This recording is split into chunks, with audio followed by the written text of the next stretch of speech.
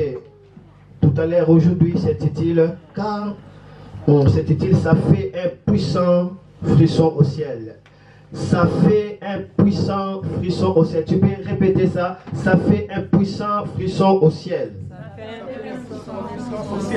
Je vais le répéter, ça fait un puissant frisson au ciel. Amen. Il y a quelque chose qui fait un puissant frisson au ciel. Lorsque cette chose est manifestée, le ciel est touché, le ciel est vivement dans une grande émotion. Alléluia. Alors, le mot frisson veut dire saisissement qui naît l'horreur ou sensation d'émotion ou soit des tremblements qui vient par une violente émotion ou soit par le frémissement. C'est ça ce qu'on appelle les frissons. Amen. Et tu vas comprendre ça par après. J'aimerais un peu le répéter encore pour attirer notre attention. Amen. Amen. J'aimerais que vous gardez vos enfants bien. Je n'arrive pas à me concentrer. Que les enfants soient bien gardés et regardez-moi bien parce que Dieu veut te parler. Amen. Amen. Amen. Et Dieu veut te donner la parole. S'il te plaît, regarde-moi bien. Et la parole de Dieu te verra vraiment du bien. Amen. Je recommence le thème que nous allons développer aujourd'hui. C'est titre, ça fait un puissant frisson au ciel. Amen. Alors il faut comprendre avec moi que le mot frisson veut dire saisissement qui naît de l'horreur ou soit des sensations d'émotion ou tremblement qui vient de quelques passions violentes. Lorsqu'on parle des frissons, c'est aussi le frémissement. C'est une grande émotion. Il y a une chose qui fait et continue à faire jusqu'à présent au ciel, une grande frisson. Dès que le ciel voit cette chose, le ciel est touché par l'émotion.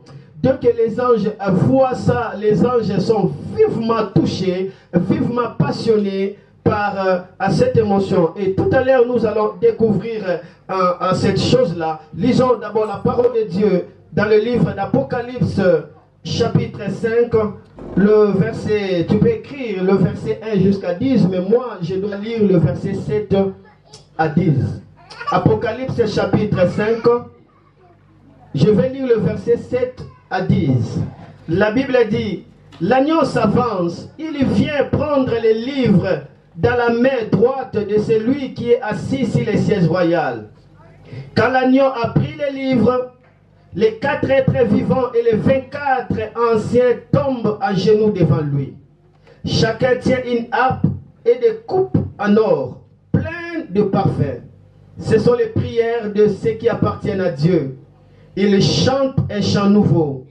Tu es digne de prendre les livres et de défaire ses attaches.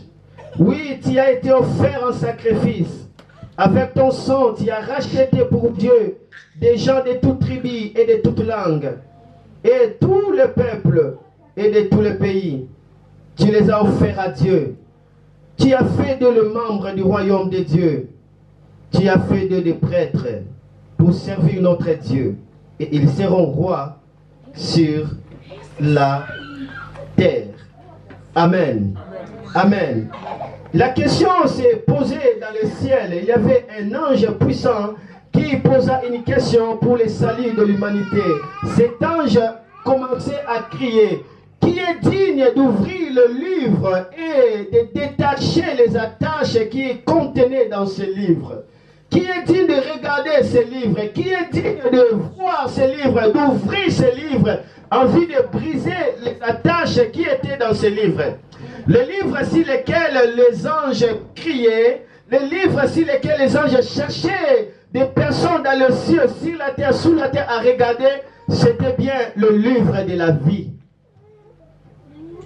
Et dans ce livre de la vie, il y avait tous les critères qu'il fallait accomplir pour sauver l'humanité. Alléluia. Il y avait tous les critères qu'on devait accomplir pour sauver l'humanité dans ce livre-là de la vie. Mais personne n'était digne de regarder même ce livre. Personne n'était digne d'ouvrir ce livre. Et personne n'était digne de détacher des attaches qui en fait liaient ces livres. Pourquoi? Parce que dans ces livres, il était question qu'une personne puisse accepter de se sacrifier pour le salut de l'humanité. Dieu aime l'homme. Lorsque Dieu a créé toutes choses, la Bible dit, il a regardé, il a admiré, il a dit, cela était bon. Mais lorsqu'il a créé l'homme, la Bible dit, Dieu avait créé l'homme dans son image et dans sa ressemblance, pour que l'homme soit comme lui, pour que l'homme puisse régner sur la terre, dans la liesse, dans la tranquillité, dans le repos et dans tous les bien-être. Dieu avait créé l'homme pour le bonheur. Dieu avait créé l'homme pour sa joie. Mais un jour, le diable est entré à travers un serpent pour séduire l'homme. Et lorsque l'homme a été séduit, la Bible dit, la gloire de Dieu se retira de l'homme et le malheur a commencé à toucher l'homme. C'est par là que la nature a été corrompue. C'est par là que le mal est entré. C'est par là que le péché est entré. Et la mort est arrivée sur la terre. Parce que l'homme avait péché, avait désobéi à la parole de Dieu. L'homme était vendu par l'acte qu'il avait fait du péché. Il a été vendu à Dieu. Alléluia. L'homme a été vendu, a été plutôt vendu au diable. Par le péché, c'est le diable qui détenait l'autorité sur l'homme. Et l'homme était devenu tout simplement comme un esclave, obéissant à tout ce que le diable lui commande de faire. Mais la Bible dit, Dieu par son amour, il a envoyé des prophètes. Des prophètes venaient prophétiser, venaient servir l'Éternel pour essayer un peu d'atténuer la peine de l'homme à cause du péché. Mais malheureusement, les prophètes arrivaient avec des sangs de bouc, avec les sangs de taureaux, pour tout simplement couvrir les péchés. Mais la voix du péché criait toujours et ça réclamait à l'homme la condamnation. La Bible dit, tous ont péché et sont privés de la gloire de Dieu. Le péché qu'on est en train de parler, il s'agit tout simplement de péché naturel qui existe dans le corps d'un homme. Chaque personne en naissant, il naît avec le péché au-dedans de lui. C'est la raison pour laquelle on peut mettre un gâteau devant deux bébés de 2 ans. Vous allez voir que les 2 bébés commenceront à se disputer. Chacun voudra prendre le gâteau. Pourquoi? D'où vient cet esprit égocentrique? D'où vient ce sentiment d'égoïsme? Pourquoi? Parce que l'homme porte en lui la nature du péché. Amen. Amen. Mais Dieu voulait que cela puisse prendre fin. Dieu voulait que l'homme soit réconcilié avec Dieu. Dieu voulait que l'homme puisse être dans la présence de Dieu. Et un jour, l'homme puisse hériter le ciel alors qu'il va mourir. Mais personne n'avait le pouvoir d'ôter le péché. Et maintenant, Dieu va écrire un livre. C'était le livre de la vie éternelle. Et dans ce livre, Dieu a écrit des conditions sur lesquelles on devait respecter ça pour que l'humanité soit maintenant rachetée. Parce que l'humanité a été vendue au péché d'Adam et Ève. Et lorsque Dieu a écrit ce livre, on l'appelle le livre de la vie, Dieu a envoyé un ange puissant pour faire appel dans le ciel, sur la terre et sous la terre, là où il réside les démons. Ce jour-là, Dieu a dit à cet ange, criez, qui est celui qui est digne d'ouvrir ce livre et de briser les attaches afin que l'humanité soit sauvée. Et l'ange est descendu, l'ange était là devant le trône, il criait, sa voix a été entendue dans le ciel, sa voix a été entendue sur la terre, sa voix a été entendue même sous la terre, là où résident les démons. Cet ange commence à crier, qui est digne d'ouvrir les livres et de briser les attaches, qui est digne d'ouvrir les livres et de briser les attaches. La Bible dit, il n'y avait personne qui était digne de regarder seulement ces livres. Personne était digne même de le regarder. Et la Bible dit, il y avait un apôtre qui était là au ciel.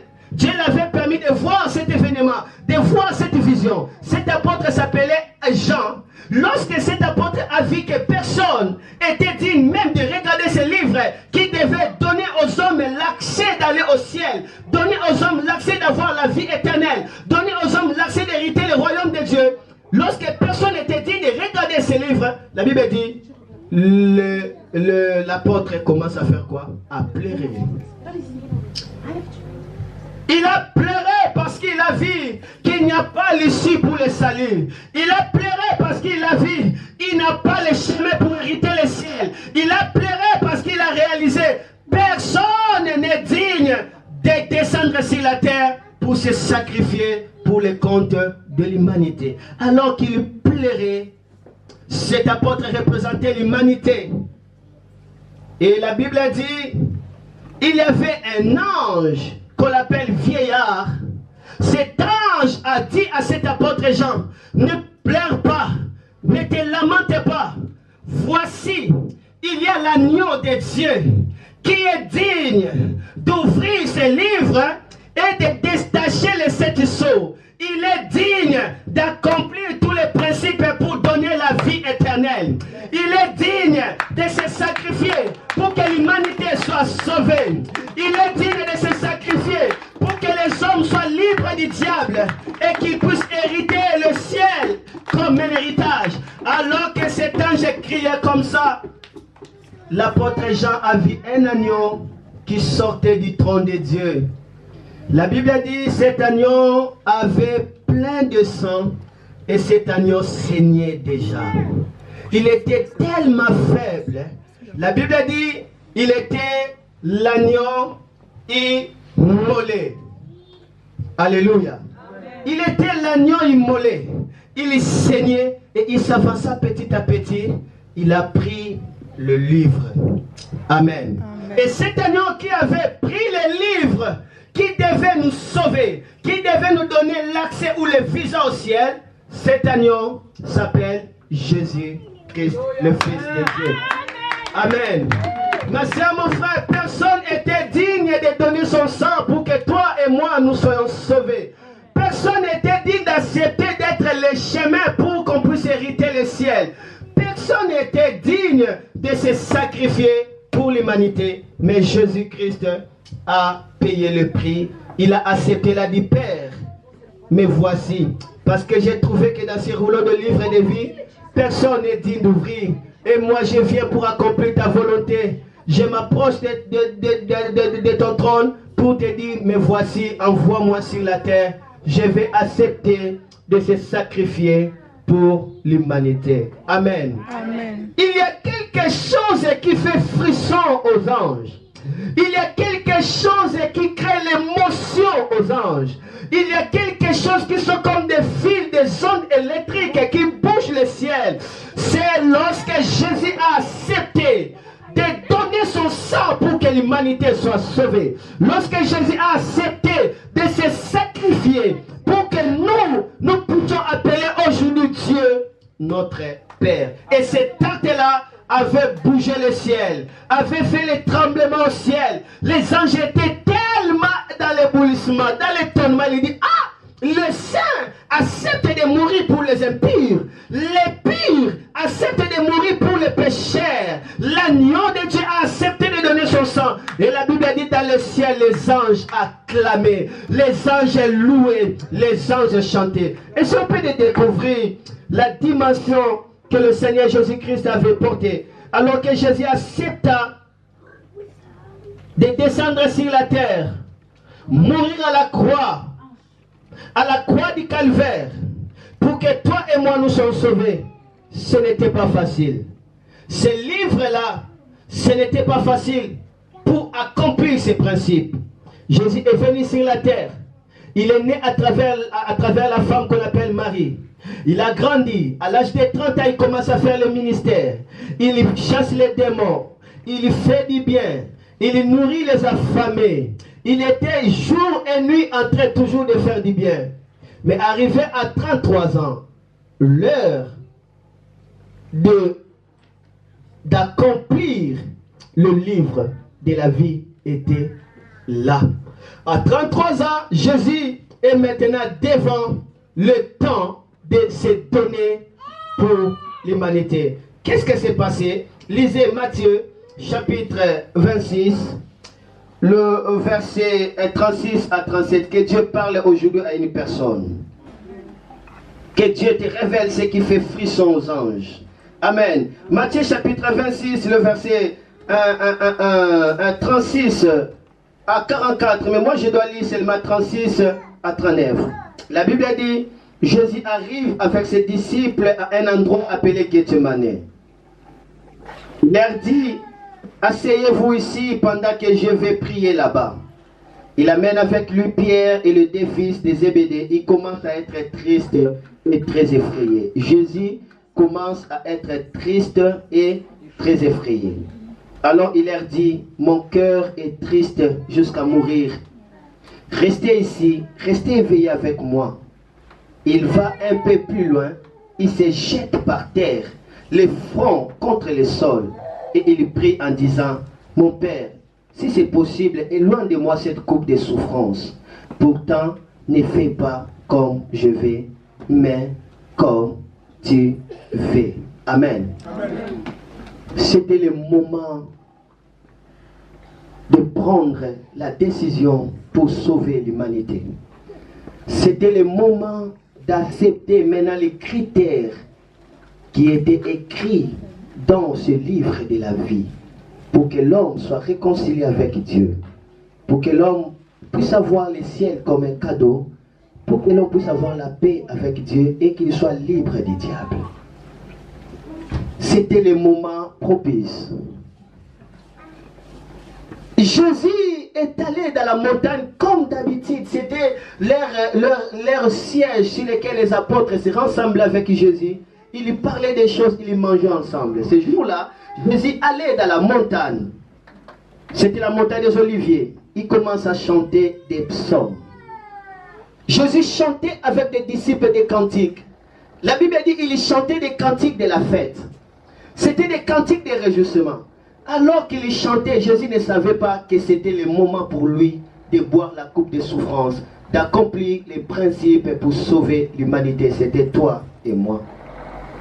Alors que Jésus a fini de lire les psaumes, a fini de chanter les cantiques, la Bible dit Jésus va descendre de cet endroit pour aller dans un jardin qu'on appelle le jardin de Gethsemane. C'est là où on fabrique de l'huile d'olive. Jésus aimait beaucoup de l'huile d'olive. Il aimait beaucoup ce jardin parce que c'était un endroit où on prenait de l'air, on prenait de l'espace. Et Jésus aimait souvent se détendre là-bas dans la présence de Dieu. Alors que Jésus arrive dans ce jardin-là de Gethsemane, la Bible dit, Jésus a vu devant lui la coupe se présenta. Il a vu la vision, la coupe, alors qu'il était là pour prier. Il était là pour se réjouir dans la présence de Dieu. Arrivant dans ce jardin, Jésus a vu la vision de la coupe devant lui. C'était la coupe de la souffrance. Alléluia. Alléluia. Et lorsque Jésus voit la coupe qui lui indique le moment de se livrer, le moment de se sacrifier pour l'humanité, lorsque Jésus a vu cette coupe, directement Jésus commence à sentir la tristesse. Il était très troublé. Et Jésus commence à parler beaucoup de choses. Il commence à dire à ses disciples, ah, mon âme est triste jusqu'à la mort. Soyez là à côté de moi. Commencez à prier. Veillez, veillez, veillez. Mon âme est triste jusqu'à la mort. Parce que Jésus a vu la coupe de sacrifice qui était devant lui. Son père lui a dit, le moment est venu où tu dois accepter de boire cette coupe. Parce que là au trône, tu avais accepté de quitter la royauté, de quitter ton rang de prince de Dieu unique. Tu as accepté de descendre sur la terre. Maintenant, c'est le temps pour toi de se sacrifier pour que l'humanité vienne à moi. Et lorsque Jésus a vu cette coupe de la souffrance, il commence à voir toute la vision.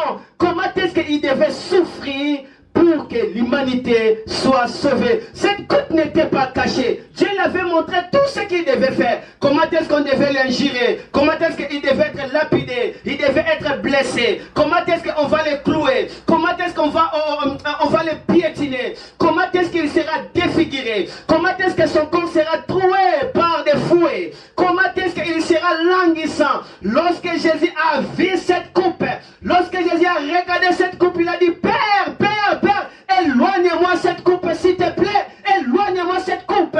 Je ne saurais pas supporter cette souffrance. Pourquoi? Parce que dans cette coupe, il était question que Jésus puisse porter toutes les peines que chaque homme sur la terre devait porter. Ce n'était pas la peine de 10 ans, de 20 ans, non. Mais c'était la peine de chaque humain sur la terre. Jésus a porté la punition que tout le monde devait porter. La Bible dit cependant, ce sont nos iniquités qu'il a portées. Ce sont nos péchés qui s'est chargé. Il a été frappé à cause de nos iniquités. Il a été blessé à cause de nos péchés. Jésus devait maintenant prendre des fouets que toi et moi, nous devons prendre.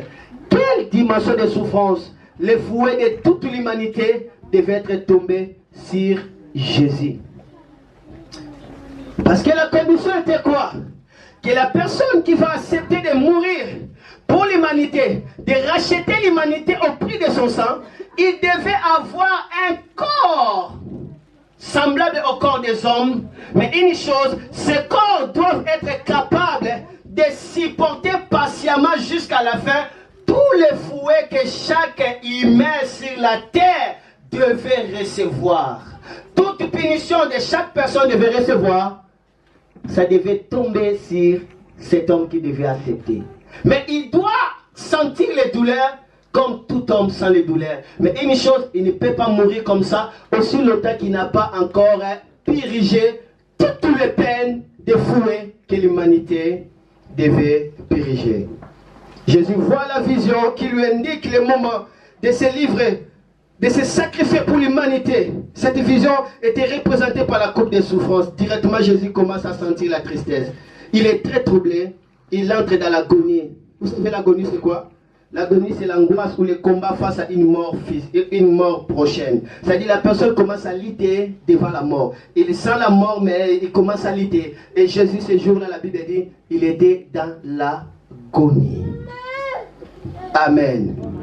Il était dans l'agonie à cause de toi et moi. Et Jésus a prié longtemps. Il commence à dire, Père, éloigne-moi cette coupe, mais fais ta volonté. Alors qu'il priait longtemps à cause de la peur, à cause de la souffrance et des passions, ses sueurs commencent à tomber comme des sangs. Imaginez quelle dimension de la peur qu'avait Jésus qui fait que des sueurs deviennent des sangs.